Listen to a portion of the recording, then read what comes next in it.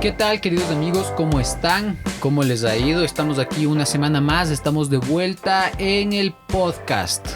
¿Qué tal, Pablo? ¿Cómo estás? Es un gusto estar aquí en un momento más de diálogo, un tiempo en el cual conversamos datos interesantes, cosas importantes para acompañar a quienes nos sintonizan a través de este podcast, quienes están junto a nosotros durante este tiempo. Sí, nosotros, bueno, yo me quedé sorprendido. Aparentemente, bueno, no aparentemente, tenemos hasta la última revisión que vi, teníamos como 100 y piquito de escuchas, de vistas ya en YouTube del podcast. Entonces, tenemos 100 personas que nos están escuchando. Qué bueno, qué gusto. Un saludo para cada uno de ellos, un abrazo cariñoso. Esperamos que el desarrollo de nuestros capítulos, de nuestros episodios de podcast sea de gran bendición. Esta semana ha sido una semana muy loca. Ha pasado muchas cosas en el mundo que han tenido los ánimos de puntitas y creo que cabe mencionar qué pasó esta semana de relevancia. A ver, yo sé que tú sabes. Bueno, se acaba de dar finalmente la posesión del presidente Joe Biden. Había muchos temores en relación a que pudiese asumir su mandato. Había temores de atentados terroristas. Bueno, en Estados Unidos han fallecido personajes políticos por asesinos que han buscado la manera de acercárseles y les han quitado la vida.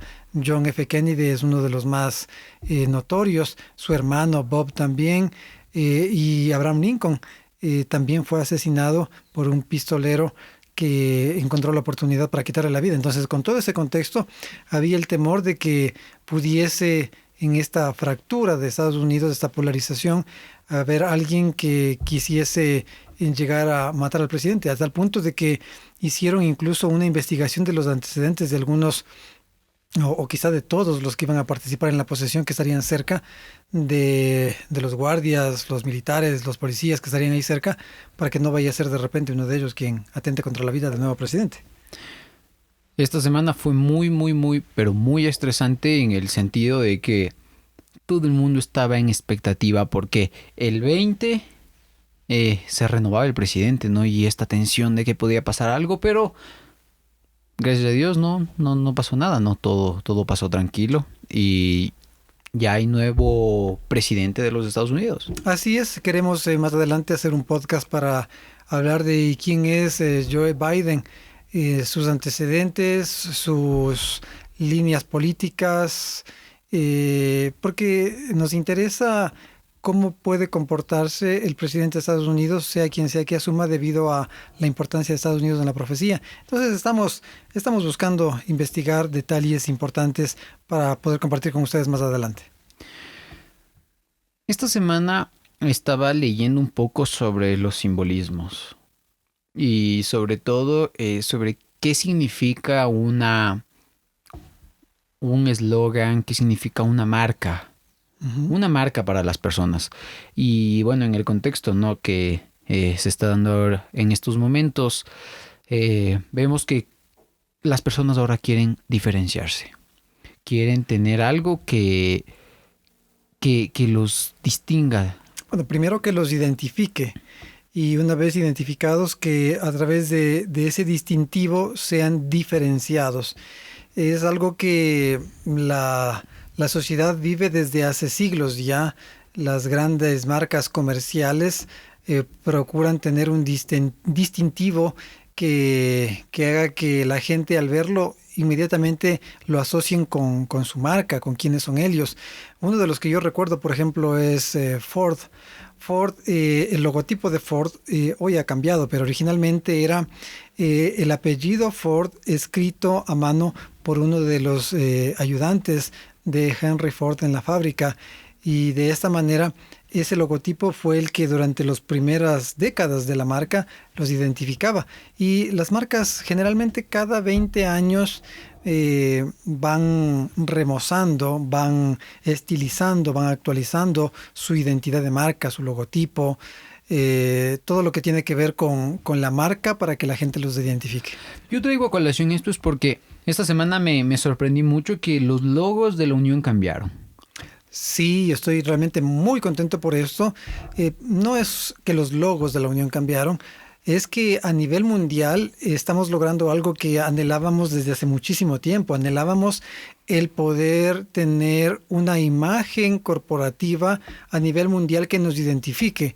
Vamos a hablar más allá, más adelante un poco de esto, pero quisiera decirte que esto no es algo nuevo o algo que se nos ha ocurrido. Uno de los logos más antiguos de los que se tiene conocimiento es cómo se identificaron los cristianos en los primeros siglos. Sí. Yo recuerdo que cuando era niño veía una serie cristiana que se llamaba Los Guardahistorias, así que no sé si es que estamos hablando del mismo logo. Mira, quiero darte un detalle. En Hechos 11:26 nos dice lo siguiente. Y apenas lo llevó consigo a Antioquía. En esta iglesia convivieron todo un año y enseñaron la doctrina cristiana a mucha gente. En Antioquía fue donde por primera vez los discípulos recibieron el nombre de cristianos. Es decir, la identificación de la congregación empezó a ser hecha aquí, en Antioquía. No tenían cómo identificar a ese grupo de personas que se reunían bajo una misma fe. Y empezaron a notar algo especial. Hablaban acerca de un tal Cristo, hablaban de unos milagros de un tal Cristo, hablaban de las parábolas de un tal Cristo, de la muerte de un tal Cristo, de la resurrección de un tal Cristo. La gente escuchaba esto, tanto hablaban acerca de Cristo que terminaron por identificarlos como cristianos. Y esto hizo que empiece la primera forma de ubicar, de identificar a este grupo de creyentes. Junto con esta identificación de nombre, cristianos, vino también un tiempo de persecución, porque recordarás tú que no fue nada fácil para los primeros cristianos llevar el evangelio al mundo. Primero tuvieron la persecución de parte de los judíos. Luego vino la persecución de parte de los romanos. Los romanos, al ver que iban creciendo, llegó el punto en el que empezaron a querer detener esta expansión, empezaron a perseguirlos y empezó esa masacre que se dio en el tiempo del Imperio Romano hacia los cristianos. Eran buscados, eran perseguidos y cuando se los encontraba los echaban generalmente al circo romano, que no era otra cosa que arrojarles a los leones en medio de los coliseos romanos. Así fueron muertos muchos, miles de cristianos y entró un pánico en medio de la congregación de cómo poder sentirse a salvo, tener su creencia en Cristo, pero no exponerse a ser perseguido al punto de que te apresen y te lleven a morir en el Coliseo, arrojado a las fieras. Entonces, estamos hablando de, bueno, más o menos, ¿no? Para el año 70 ya el Imperio Romano dispersa a los judíos.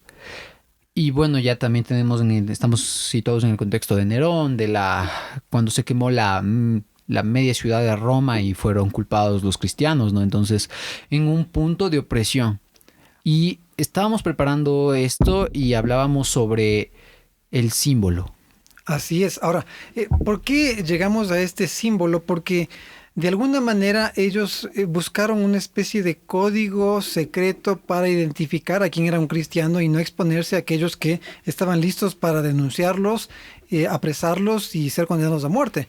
Entonces, una de las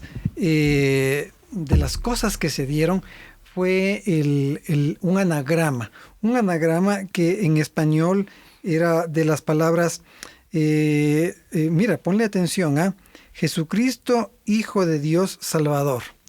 Esto, el anagrama de estas palabras, en griego sería Iesus, Christos, Theos, Ius, Soster en griego, y las letras para esta identificación eran las que se pronunciarían más o menos como ictis o ictus, que en griego significa pez.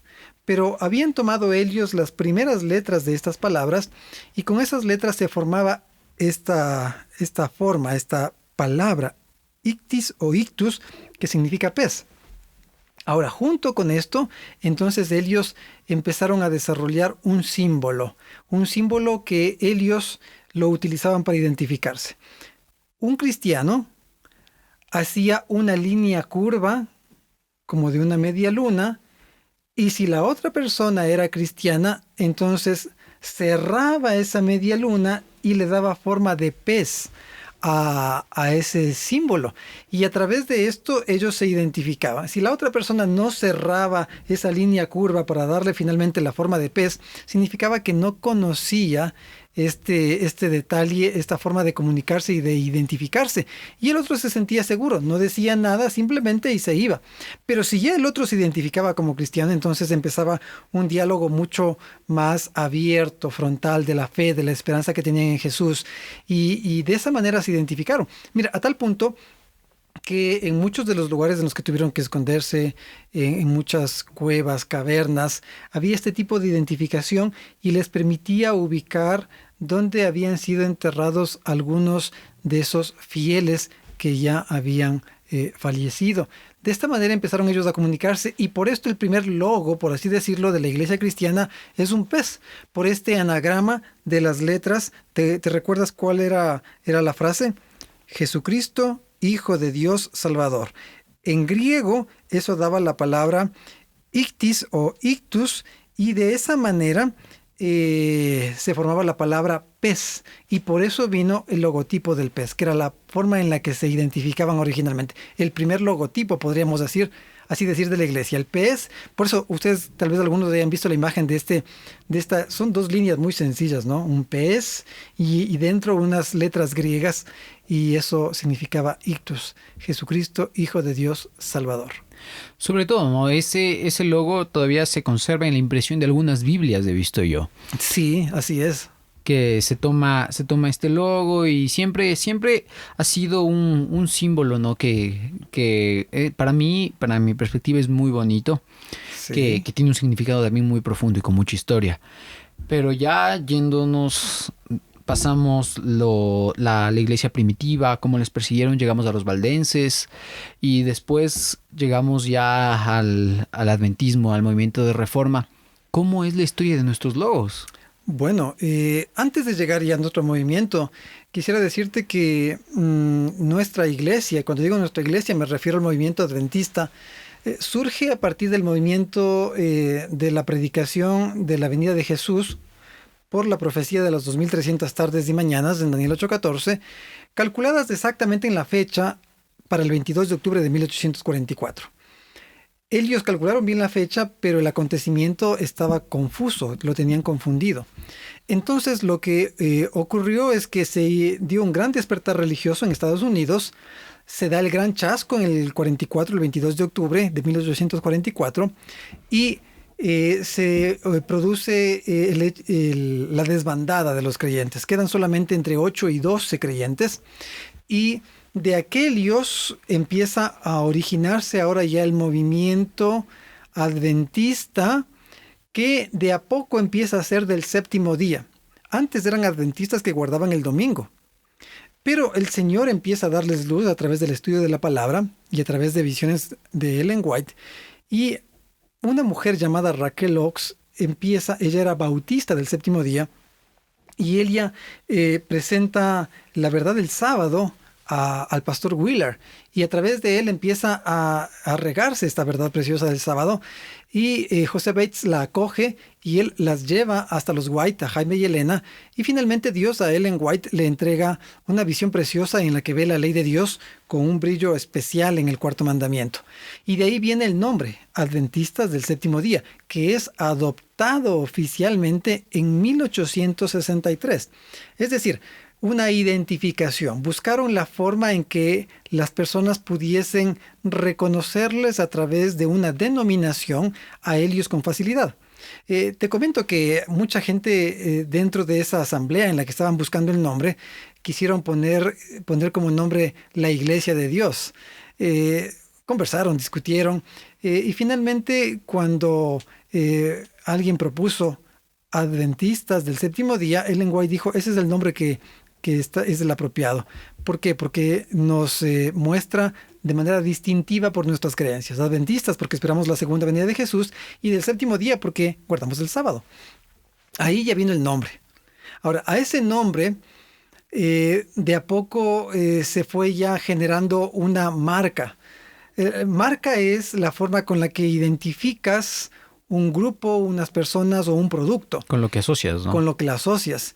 Y ahora el nombre empezó a hacerse conocido a través de todo el mundo, ¿no es cierto? Adventistas del séptimo día. En las publicaciones, en las revistas, aparecía ya Adventistas del séptimo día. En las iglesias, en los templos, Adventistas del séptimo día. Hace algún tiempo atrás, años atrás, la iglesia adventista tenía entre uno de sus logos el logo de los jóvenes adventistas. Era un óvalo, las letras JA y 3 ángeles. Ese óvalo representaba el mundo, el globo terráqueo. Y este era la forma en la que se identificaban los jóvenes adventistas. Un logo bonito, simpático, me gusta mucho.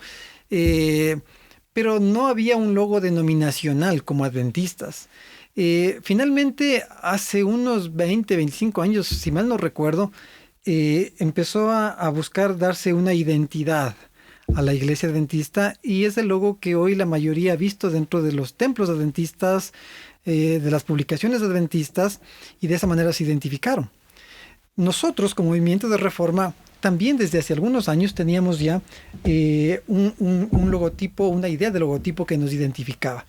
Durante la asamblea de la Conferencia General en la que se trató el asunto, todavía no se comprendía la importancia de tener una identidad mundial, una gráfica que nos presente como un frente unido, porque teníamos que cada uno trataba de identificarse en su país con algún tipo de logotipo, algún tipo de letra, algún logo, y no había unidad, no había unificación en este sentido.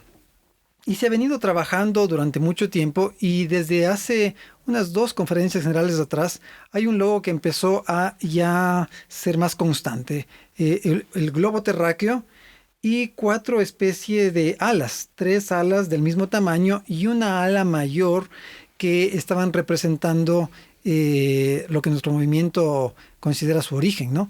El logo completo era la Biblia abajo, el globo terráqueo, 3 alas del mismo tamaño que más o menos se colocaban, arropaban a la tierra, el globo, y una 4ª ala más grande que terminaba de arropar toda la tierra. Este logo implica estar fundamentados en la Biblia. Ese libro abierto es la Biblia, el globo terráqueo, el mundo, esas 3 alas, el mensaje de los 3 ángeles, y esa ala más grande, prominente, que arropaba a todos, es el mensaje del 4º ángel. Porque nosotros como denominación tenemos la convicción de que somos resultado de esa proclamación del mensaje del 4º ángel, que empezó a partir de 1888 con el mensaje de la justificación por la fe. Mensaje que tendrá que circundar todo el globo, arropando el mensaje de los 3 ángeles, presentando la verdad presente. Y esto es lo que se ha tratado de presentar dentro de una imagen corporativa. Te comento que acá en la Unión Ecuatoriana, hace unos 7, 8 años, nosotros no teníamos este tipo de logo o algo propio para utilizarlo, y teníamos uno que habíamos conseguido a través de las redes sociales, que estaba, no se le veía claro, no estaba un poco pequeño, pero lo utilizábamos, no teníamos más. Pero hace 7, 8 años decidimos crear una imagen corporativa. Coincidió con el hecho de que pasamos de ser Asociación Ecuatoriana a Unión Ecuatoriana. Entonces, la importancia de presentar una imagen corporativa ahora como Unión Ecuatoriana nos llevó a hacer un trabajo con profesionales para desarrollar toda una imagen corporativa. Entonces creamos el logo, escogimos un tipo de letra para identificarnos, y nos agradó mucho, quedó muy bonito el logotipo que utilizábamos. Incluso algunas otras unidades de la iglesia en otros países nos lo pidieron para utilizarlo. Y así fue. Durante estos 8 años hemos estado así. Pero con la dificultad de que cada país tenía un logo distinto, no era el mismo logo, No, cada pero uno tenía la idea. Ni siquiera cada país. Aquí todavía hay vestigios de... Aquí en el Ecuador hubo uniones. Hay la Unión Austral y hay esas cosas. Y cada una dentro de ahí mismo parece que tenía su propio logo. Porque se puede ver aquí cierto tipo Sí, de algunos señales. recuerdos de aquello. Sí, así es. Pero, ¿cómo te digo? Y esto era más notorio hacia afuera. Tú salías de tu país y veías el nombre de la iglesia y veías un logotipo distinto. Más o menos había la misma idea, ¿no? El globo terráqueo, las tres alas, tres ángeles, una ala más grande, el cuarto ángel, todo fundamentado sobre un libro abierto, la Biblia abierta, pero cada uno era diferente. En la última conferencia general que tuvimos en Brasil, se mencionó también la importancia de tener una imagen corporativa y se ha trabajado en esto. Yo me siento muy contento de que nos haya llegado ya el manual de identidad o el manual de nuestra imagen corporativa, un manual que está muy bonito. Yo lo imprimí para tener todos los detalles del manual para considerarlo. Y guarda la misma idea. La idea de la Biblia abierta, ha desaparecido el globo terráqueo, están ahora solamente las tres alas que implican los tres ángeles y el ala más grande que implica el cuarto ángel. Ahora está hecho de una manera muy, muy sencilla, y es que un logo tiene que ser súper sencillo, lo suficientemente sencillo para ser fácilmente recordado y fácilmente replicado en diversas plataformas. Es decir, no debe haber ningún problema en que ese logo se replique en un sello de tinta. No debe haber ningún problema que ese sello se replique para una página web, para medios digitales. No debe haber problema que ese logo se lo pueda estampar en tela para una camiseta o una gorra. O sea, debe ser muy versátil. También debe ser muy versátil para ser impreso en nuestras publicaciones. Debe tener esa facilidad y debe estar normado. Normado significa debe tener los parámetros específicos para que donde quiera que se lo utilice, siempre se mantenga el mismo diseño, la misma imagen, que se respete. Eso es imagen corporativa. Donde quiera que tú estés, vas a ver esa imagen y vas a saber que es Adventista del Séptimo Día, Movimiento de Reforma. Y no vas a quedarte a veces preguntando, ¿será que es? ¿Será que no es?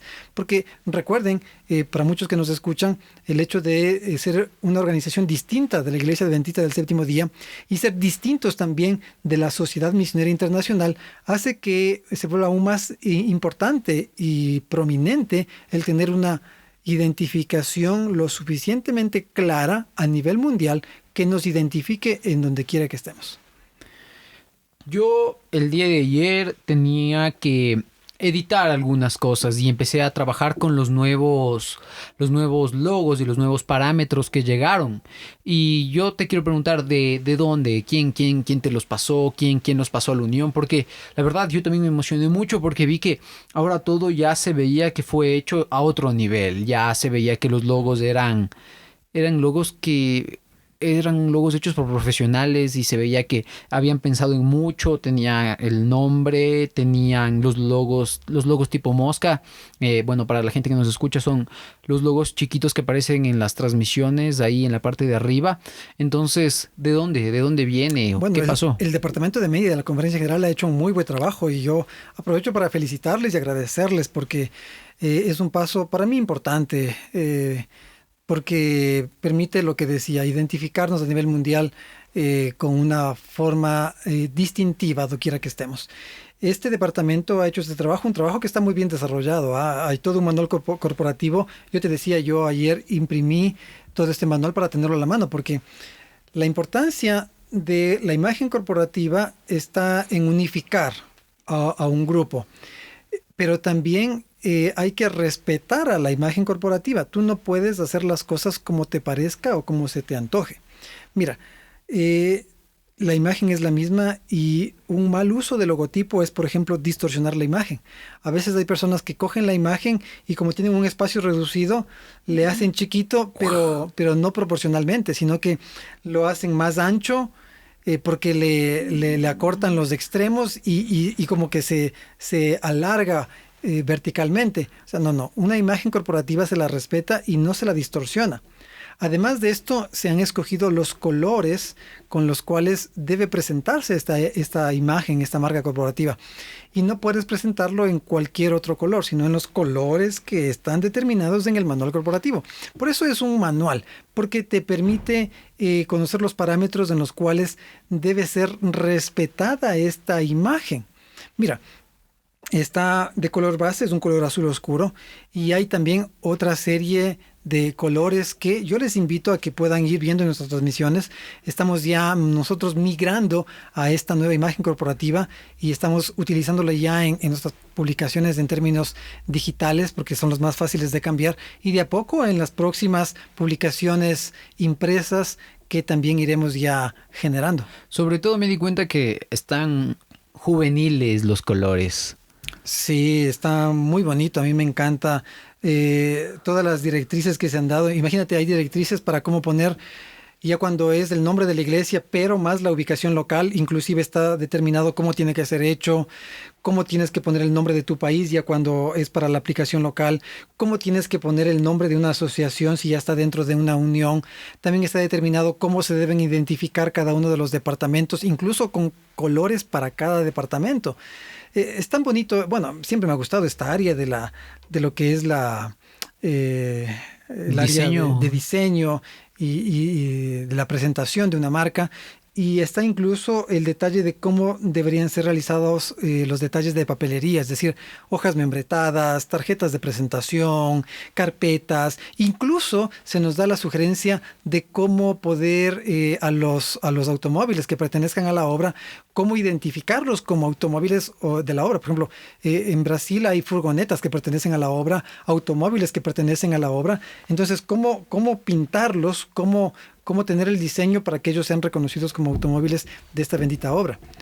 Además de eso, imagínate que ya está propuesto cómo deberían ser los rótulos, cómo debería estar identificado los rótulos para nuestra iglesia.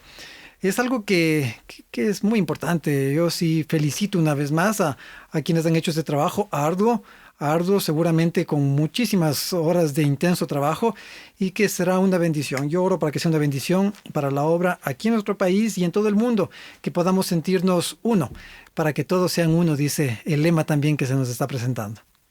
Amén. Qué grato poder hablar de esto. Qué grato poder ver el logo, porque yo me quedé gratamente impresionado. Hay un equipo detrás de estas transmisiones, los cuales en mayor o menor grado tenemos que editar y tenemos que postproducir contenido a veces. Y siempre es muy grato poder identificar a cada participación que se edita, a cada tema que se edita. Hacerlo nuestro, ¿no? O sea, si ustedes pertenecen a la iglesia, por ejemplo, aquí en Ecuador, tal vez usted reconozca al hermano que está cantando o al hermano que está exponiendo un tema. Pero la ventaja y esto de hacerlo nuestro, de poner nuestros logos, poner el logo Mosca, porque la gente piensa, bueno, ya le ponemos el logo, pero la letra también es muy importante, porque la letra también ya viene parametrizada por el manual, ¿no? Entonces, sí, un tipo de letra que se ha escogido. Son dos tipos de letra, un tipo de letra principal, una familia de letra que se les llama, en la que está la letra bold o negrita que se les llama, hasta llegar a la letra normal, y también letra más ligera, también con cursiva, una familia de tipografía que nos identifica. Es decir, ahora el nombre de nuestra denominación, donde quiera que se lo escriba, estará bajo este parámetro de ser con esta tipografía específica. Son dos las que están determinadas, y eso realmente es bueno. Es un paso importante que se está dando en pro de cada vez sentirnos más un solo cuerpo, para que todos sean uno. Mira, yo he traído este tema aquí para conversarlo contigo porque hay muchas personas que son bastante difíciles en algunos aspectos y empiezan a ver fantasmas y cucos donde no hay. Te comento que dentro de muchas congregaciones religiosas, sean las que sean, las respetamos, la gente busca verle una quinta pata al gato porque dice, no, que este es un símbolo pagano, que este es un símbolo de aquí, que este es un símbolo de allá. Pero la imagen que sostiene nuestra identidad es una imagen que claramente la repetimos. Es una Biblia abierta porque estamos fundamentados en lo que la Biblia nos dice. Todas nuestras enseñanzas, nuestra doctrina está fundamentado en la Escritura. Por eso la importancia de tener la Biblia como base. Las líneas de los 3 ángeles representan el mensaje que tenemos que dar. Mira, temed a Dios y dadle gloria, porque la hora de su juicio ha llegado, dice el primer ángel. Es una verdad que tiene que ser predicada y compartida. Estamos viviendo el tiempo del juicio, tiempo solemne que debe ser llevado hacia las demás personas a fin de que sepan la solemnidad del tiempo en el que estamos. Ha caído Babilonia.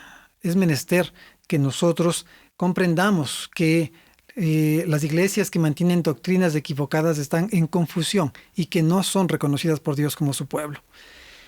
Y dice, el tercer ángel, si alguno adora a la bestia y a su imagen y recibe su marca en la frente o en su mano, recibirá el vino de la ira de Dios. Mira, este mensaje es el mensaje que debe ser dado actualmente, pero sin olvidar lo que dice el ángel que aparece primero. Y vi otro ángel que tenía el evangelio eterno para predicarlo a toda nación, tribu, lengua y pueblo.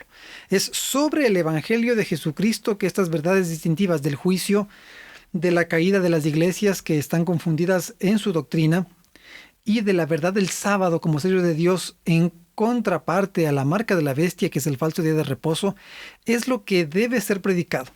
¿Y por qué viene el cuarto ángel? Porque el cuarto ángel viene como refuerzo a esos 3. Prácticamente no viene con un mensaje nuevo, pero dice, salid de en medio de Elia, pueblo mío, para que no seáis participantes de sus pecados ni recibáis de sus plagas.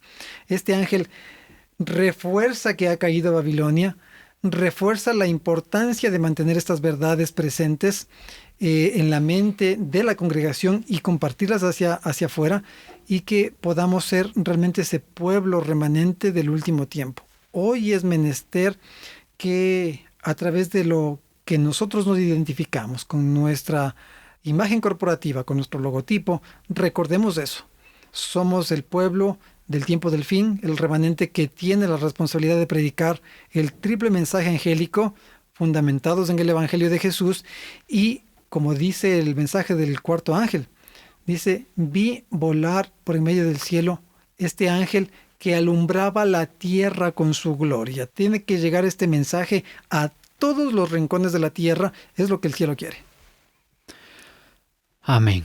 Qué gusto que he sido compartir con ustedes este podcast número 3 y estar contento de que ustedes nos están escuchando y los leemos, ¿no? Si tienen alguna sugerencia y si tienen alguna pregunta sobre los temas a tratar, la caja de comentarios está abierta, pueden dejarnos sus opiniones y nosotros las vamos a leer. Así es, Paulo. Estamos muy contentos de que nos acompañen y que a través de estas charlas pues se informen de estos detalles actuales, porque son muy actuales, y que compartamos y crezcamos en esta experiencia. Así como los primeros cristianos se identificaban porque hablaban de Jesús, nosotros debemos hacerlo. Tenían su identidad a través de este primer logotipo, este pez. Y ya saben ustedes ahora por qué el pez, porque el anagrama con el que se referían a Jesús, Hijo de Dios Salvador, daban esas iniciales, este nombre en griego que significaba pez, y por eso este primer logotipo con el que se identificaban para no ser descubiertos. El uno trazaba la una mitad y si el otro era cristiano trazaba la otra mitad y empezaba a disfrutarse la fraternidad por el hecho de saber que no estaban en peligro. Ahora nosotros estamos teniendo nuestra imagen corporativa, nuestro logotipo. Vamos a apropiarnos de él, vamos a sentirnos un solo pueblo a nivel mundial, que disfrutemos de esto que es una bendición. Este ha sido el programa. Les deseamos una muy buena semana, una super semana. Así es, a todos y cada uno. Cuídense mucho, que el Señor les bendiga. Cuídense, nos vemos la próxima.